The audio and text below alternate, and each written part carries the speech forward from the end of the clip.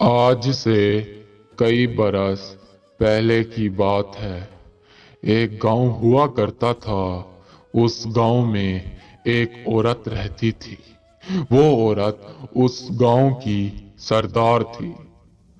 उस औरत का शौहर यानी गांव का सरदार गांव को छोड़कर चला गया। फिर उस औरत ने उस कबीले को संभाला और वो खुद कबीले की सरदार बन गई। उस गांव में दो औरतें आईं सल्तनत से गांव को घूमने। वो गांव की सरदार औरत की दोस्त थीं।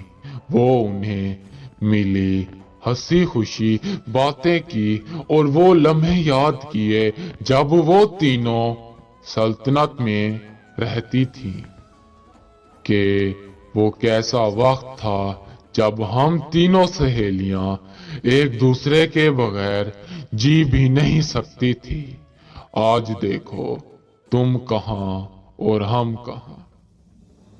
उन्होंने कबीले की सरदार औरत को कहा कि तुम वैसी की वैसी रह गई हो, भोली, तुम्हें बिल्कुल भी चालाकी नहीं आती। उस औरत ने कहा कि ठोकरें खाते खाते अब बहुत समझदार हो चुकी हूँ। उन्होंने उसकी बेइज्जती की कि तुम कल भी पागल थी, तुम आज भी पागल हो। खैर, उस औरत ने अपनी सहेलियों की बात को मजाक में उड़ा डाला। वो सारा गांव घूमी फिरी, गांव की एक छोटी सी बाजार में गई, सारी बाजार घूमी। उस बाजार में एक बूढ़ा बैठा था।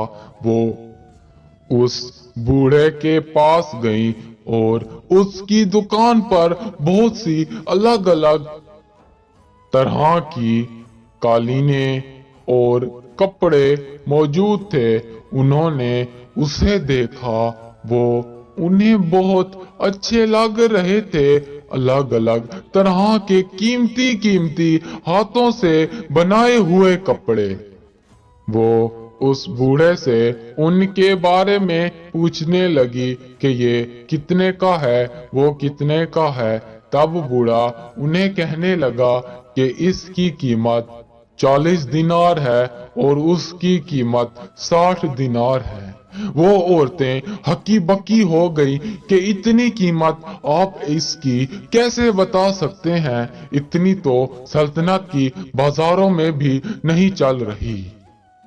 तब उस बूढ़े ने कहा कि ये कोई आम कपड़ा नहीं है। जब तुम इस कपड़े को पहनोगे तो ये कपड़ा रात की तारीकी में चमकने लगेगा और दिन की रोशनी में इसकी निखार इतनी बढ़ेगी कि तुम सोच भी नहीं सकती।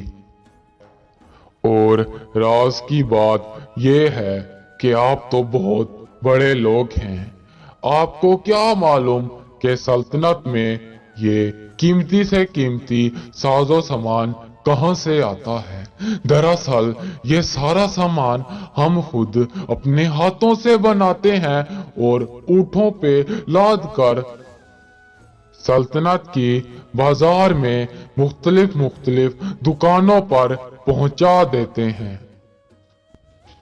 उस कबीले की सरदार औरत की वो दोनों सहेलियां उस बूढ़े की बातों से मुतमईन हो गईं और 2 से 3 लिबास लिए और उस बूढ़े को 100 से 150 दिनार दे डाले। फिर बाजार से वापस खेमों की तरफ चली गई। उन्होंने रात होने का इंतजार किया।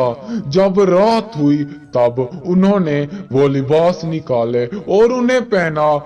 आग की तरफ खड़ी हो गई, रोशनी में देखती हैं कि ये लिबास तो वैसे के वैसे हैं।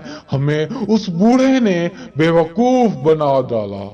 وہ رات کے وقت اس بازار کو آن پہنچی تو ساری کی ساری بازار بند ہو چکی تھی۔ انہوں نے صبح ہونے کا انتظار کیا۔ صبح ہونے کے بعد وہ گاؤں کی بازار کو پہنچی۔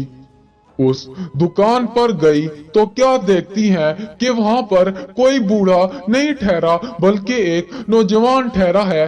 وہ نوجوان کو غصہ کرنے لگ گئی کہ تم نے ہمیں یہ کیسے لباس دیے، 150 دینار میں، ان کی قیمت تو زیادہ سے زیادہ 50 دینار سے اوپر بھی نہیں۔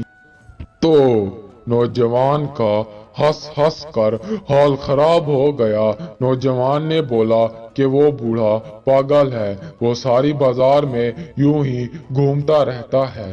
پھر وہ دونوں سہیلیاں واپس اپنی اس سہیلی کے پاس پہنچی اور اسے سارا ماجرا بتایا، یہ کہہ کر کہ حقیقت میں ہم پہلے بھی مغرور اور بے وقوف تھی اور آج بھی مغرور اور بے وقوف ہیں، ہمیں معاف کر دینا۔ ہمیں ہماری مغروریت کی یوں سزا ملی کہ سلطنت سے لایا ہوا سارا مال ہم اس پاگل کی باتوں میں آ کر خرچ کر بیٹھے۔